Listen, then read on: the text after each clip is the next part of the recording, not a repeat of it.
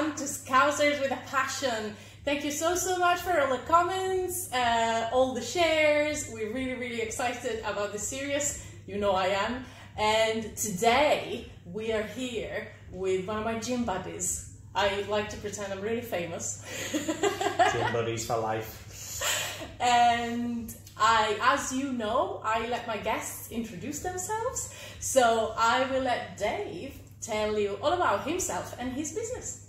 Go. Thank you very much. Yes, so Dave Critchley is the name, chefing is the game. I am the executive head chef and director of Luban Restaurant in the Keynes Brewery Village, which is an incredible modern Chinese restaurant. And as you can tell, I am not Chinese, but I am under the tutelage of a Chinese master chef at the moment, and I'm actually the first ever non-Chinese apprentice to a Chinese master chef. So this is absolutely amazing. How did you become his apprentice? Well, I mean, my career has been a long career. I've had 20 years now in the industry, so we'll quickly blast you through that. But I started washing dishes at age 15 in a pub restaurant. Kind of went on from there, really never looked back. More recently, I've been working in some of the top restaurants in the Northwest, running them. And I was out in Manchester about just over a year ago, at Australasia in Manchester, if you know there, doing Asian food. And I had a phone call, and they had this really incredible, exciting project back in Liverpool, which is my home city, obviously. So I was desperate to come back to Liverpool because I love it so much. And it was this, cool project from China, Chinese backed, so it's financially backed by China. And the project entailed me flying out to China and learning some of these crazy new dishes and a whole new way of culture and a whole new way of cooking, which was incredible. So yeah, I spent some time out there with the master chefs, came back here, opened up the restaurant, and then we were really shocked and surprised to get the invitation from Master Wu himself, who's one of the top chefs in China. And obviously I must have rubbed off on him. The Scouse charm must have rubbed off a little bit. And he wanted me to be his final apprentice, so he will retire after he finishes training me. Oh my God, amazing! And that's such an accolade in itself. As a final apprentice, everything gets passed down to me now. So all of his knowledge, all of his training over the years, all of his equipment, everything, all the cool stuff. It's going to all the secrets. All the secrets. Yeah, it's going to find its way to Liverpool and to me, which is unheard of, actually. I think that should be the practice in families too. I had a grandmother who never passed her recipes on to us, never ever did, because she would cook it. Yeah. And we just said, but write them, because at one point you're going to die, and we're not going to know. And she refused to do that, and never passed on the recipes. And she always said that she would die at 94 because 95 is old. Okay. And she died the day before she turned 95. Oh wow, she knew. And we don't have the recipes. No, that's outrageous. So yeah, I think that should be the practice. So for those who haven't been to Luban, I highly recommend, if you like food, that you come, because I have been, and it's been one of the best eating experience of my last year. Oh wow. And Thank you. I know, it's amazing. And so tell us about this. How did it start? Because this was a vintage shop before, wasn't it? One of my favourite ones. Yeah, sorry for that. So yeah, this used to be the Red Brick Market, a very busy vintage market. That's still going, it's just moved, it's around the corner now, isn't it? So it's a few minutes away. But when the Chinese contingent came over, bearing in mind it's their money, they've given us the money to go and open this project. They very much fell in love with the building here.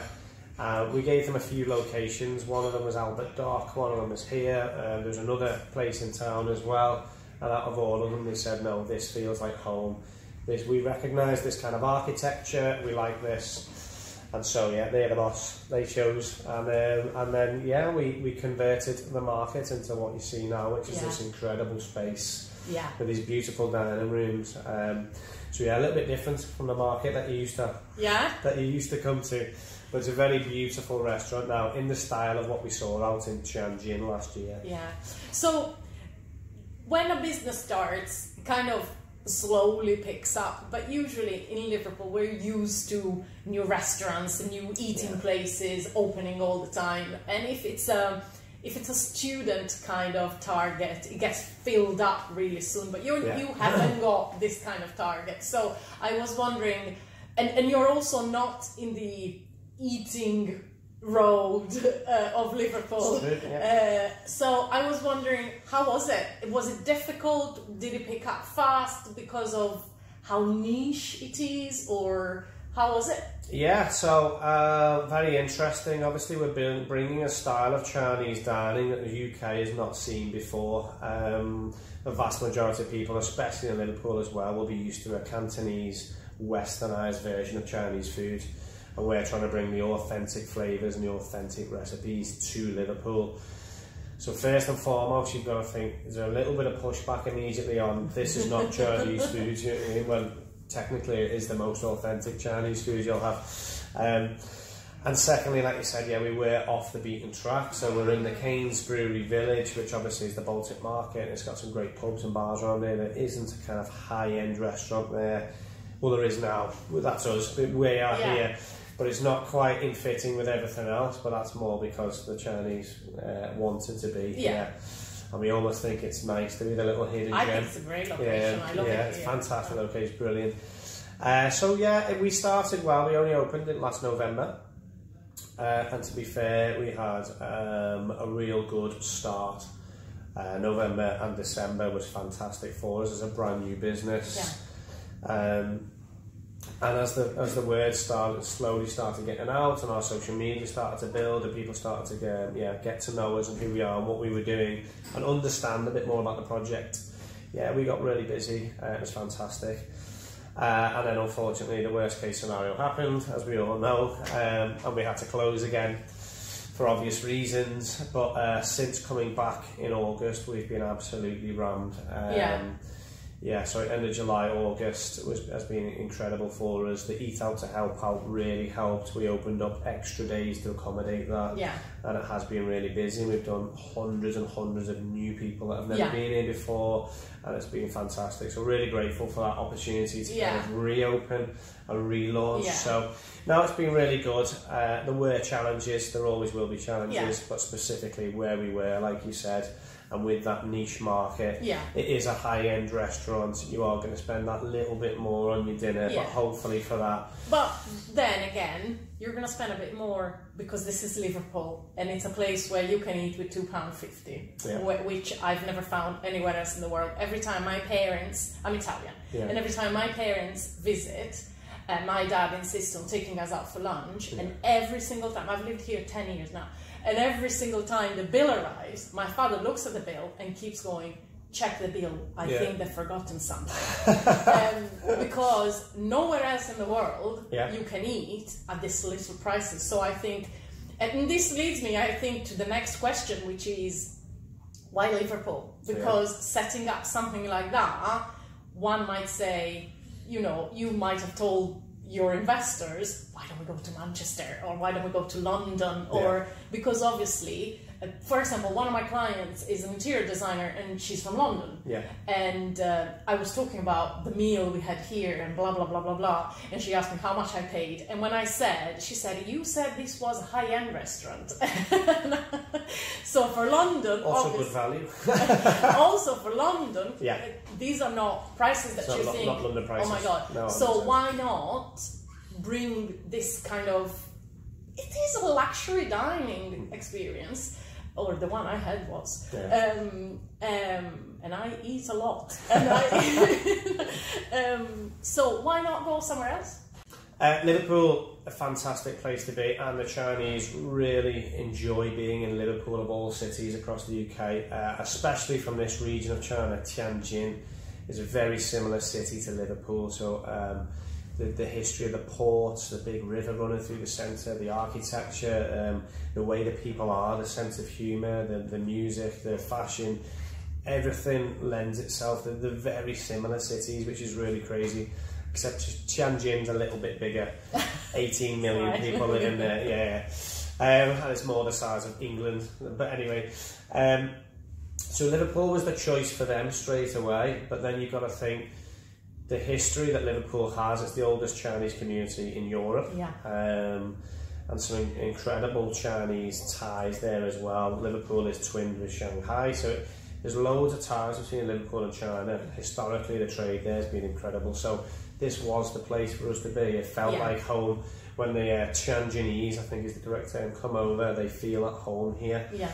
So that was always going to be in Liverpool. And as a Scouser, I love being in Liverpool. I've ventured off not too far away, but I've always wanted to come back again to Liverpool. So I think it's the perfect place to be. It's eating out, and it is a party city.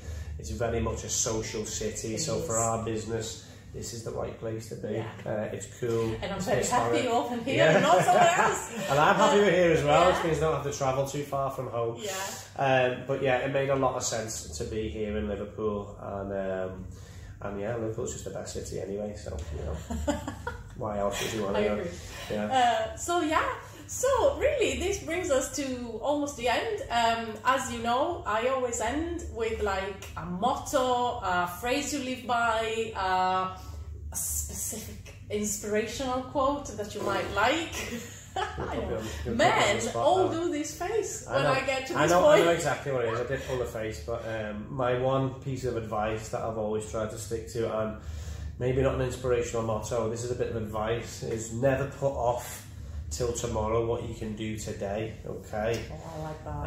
And the main reason for that is you've got no idea what's going to happen tomorrow, so stuff that you can get done today, you should get done today. So that's something that I personally try and live by, and that's I like that. That's why I'm up every hour of every day cramming stuff in. So I like that, and I think if this pandemic has taught us something, it's exactly that. You have no idea what's going to happen in the future, so don't put things off, get things done, make things happen today, because tomorrow we've no idea what's going to happen. So less of an inspirational speech, more of a little bit of advice from me to you. I like that. And you are really active on social media, so if people are watching this and want to come and check you out, obviously we told them where you physically are, but what about booking, what about checking you out on social media, where do they go? Okay, so the social media channels are all at Luban Liverpool, and that'll be Twitter, that'll be Instagram and Facebook. My personal one is Facebook, Chef Dave J. Critchley. Twitter is the same, Dave J. Critchley, and Instagram is Chef Dave J. Okay, check us out on there because we have loads of cool stuff, competitions. You'll get to see all the new stuff that we do every week, and it's just a bit of fun, really. So make sure you're following. That'd be awesome. Fabulous. Listen, thank you so much. Thank you. And I'll be back very soon. Yeah. We'll get that food ready for you. Yes. Thank you. Another banquet, I think. Yes.